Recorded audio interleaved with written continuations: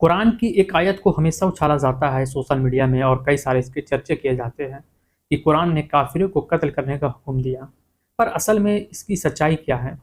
कई सारे non Muslim हमसे भी सवाल किया करते हैं और आप जो मुसलमान भाई देख रहे होंगे वीडियो को, उनसे भी कई सारा सवाल होता होगा कि कुरान में वाकई में काफिरों को कत्ल करने का हुक्म दिया है, मगर हम लोग जवाब नहीं दे पा रहे। हम लोग इन चीज़ों के बारे में पढ़ नहीं पा रहे। हमारा टाइम इतना बिजी हो चुका है कि आप थोड़ा सा रिसर्च भी नहीं कर पा रहे, जबकि आपके पास डाटा वगैरह सारी फैसिलिटीज़ है, उसके बावजूद आप नहीं कर पा रहे। अब मैं आपको बताता हूँ, कुरान के सूरह तौबा का आयत नंबर 5 में इस चीज़ों के बारे में जिक्र है और ये वाकई में यही चीज़ लिखा हुआ है कि जहाँ तुम काफिरों को देखो वहाँ कत्ल करो। पर ये टर्म्स एंड कंडीशन है इसमें, और किस हालात में इसको लिखा गया है उस चीज़ों के बारे में बयान नहीं किया गया है। हालांकि बहुत सारा इसमें किताबें वगैरह लिखे गई है, आपको कई सारे वीडियो मिल जाएंगे कि कुरान में ये लिखा हुआ है, कुरान में वो लिखा हुआ है। ये सारा जो इस्लामोफोबिया का केस है और ये जो इस्लाम को बदनाम करने की साजिश है, महज एक आयत से होता है। पर इसके बारे कोई डिटेल नहीं बता पाता, सिर्फ वही आयत तक रहता है, उसके आगे इसका जवाब है वो भी नहीं पढ़ पा रहा, उसके पहले इसका पूरा हालात है, किस टर्म्स एंड कंडीशन क्या क्या, पर इस चीज़ों के बारे में पढ़ा नहीं जाता। सिर्फ सूरह तौबा का आयत नंबर 5 को ही ज़्यादा उछाला जा रहा है।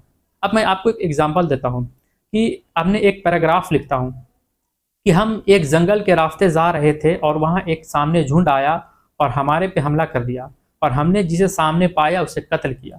और इस कॉन्टेक्स्ट को कोई ऐसा लिख दे कि हम एक जंगल के रास्ते जा रहे थे और हमारे सामने जो आया उसे मैं कत्ल किया, तो इस कॉन्टेक्स्ट को लेके तो बवाल बहुत हो जाएगा कि आप कोई जंगल के रास्ते जाएंगे, जो सामने मिलेगा आप उसे कत्ल कर देंगे। तो यही हाल कुरान में लिखा हुआ है। सूरह तौबा का आयत नंबर 1 पढ़ेंगे तो उसमें आता है कि नबी करीम सल्लल्लाहु अलैहि वसल्लम मक्का के मुशरिकीनों के साथ एक समझौता किए थे, एक एग्रीमेंट, एक बॉन्ड किए थे और मक्का के मुशरिक उस बॉन्ड को तोड़ दिए थे। तो फिर यही सूरह तौबा का आयत नंबर 2 में आ जाता है कि तुम्हें 4 महीने की मोहलत दी जाती है, तुम सुधर जाओ नहीं तो फिर ऐलान जंग।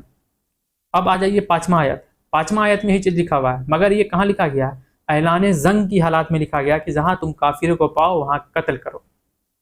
मगर ये ना तो पीछे वाला छापा जा रहा है और आगे जो है वो इसका जस्ट इसका आंसर है, वही से आंसर है कि अगर उनमें से कोई इस्लाम कबूल करना चाहते हैं तो उन्हें छोड़ दे, और अगर कोई और भी समझौता या सुकून चाहते हैं तो भी छोड़ दे, अमन चाहते हैं तो भी छोड़ दे।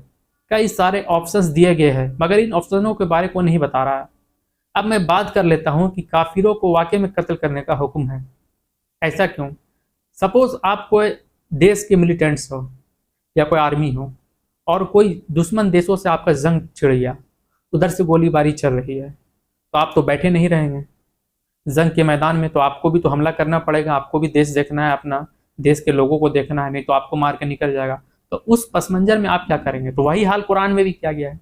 इस जंग के मैदान में अब काफिरों को देखो तो कत्ल करो, और आगे समझौता भी है, सारे ऑप्शंस भी है कि आप अगर अमन सुकून शांति जाते हो तो आपको छोड़ दिया जाएगा, मगर इन चीज़ों के बारे में नहीं छापा गया। क्यों? क्योंकि उनमें इसका जवाब है। और एक सबसे बड़ी बात आ जाती है काफिर। काफिर को लेकर कई सारे लोग थोड़ा सा गलत मीनिंग ले लेते हैं, कई सारे लोग चिढ़ जाते हैं। काफिर कहा किसको जाता है? काफिर नॉन मुस्लिम को कहा जाता है। अगर हम अपनी नज़रिए से कोई नॉन मुस्लिम है तो उसको मैं नॉन मुस्लिम ही बोलूँगा। अगर कोई हिंदू भाई हमारे हैं तो वो हमको क्या बोल सकता है? नॉन हिंदू। और भी कोई रिलीजियस के लोग है वो नॉन हिंदू ही बोलेगा अपने नज़रिए से। कोई क्रिश्चियन भाई है तो वो किसी को और क्या बोल सकते हैं? Non Christian. कोई सिख भाई है तो वो नॉन सिख ही किसी को बोल सकता है, और तो उसके कोई वर्ड है नहीं उसके नज़रिए से। तो वही वर्ड काफिर आया। काफिर मतलब नॉन मुस्लिम। इसमें बुरा मानने की कोई बात नहीं है, ये नॉन मुस्लिम को ही सिर्फ कहा जाता है, मुसलमान तो मुसलमान।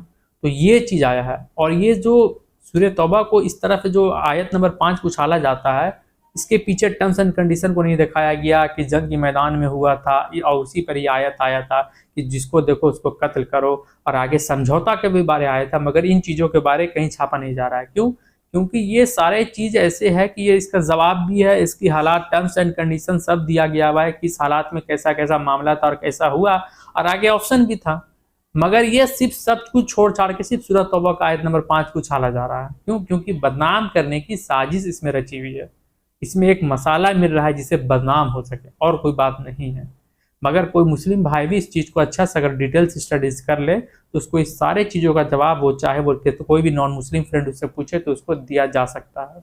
अगर हमारे पास उतना समय नहीं है, लोगों के पास, बड़ा अफ़सोस के साथ कहना पड़ रहा है कि कुरान को 2 मिनट पढ़ नहीं सकते हैं, जबकि आपके पास टेक्नोलॉजी है, मोबाइल से ही सब कुछ करना है, आपको ऐसा नहीं कि कुछ खोलना है। उसके बावजूद भी नहीं हो रहा है, ये बड़ा अफ़सोस की बात है।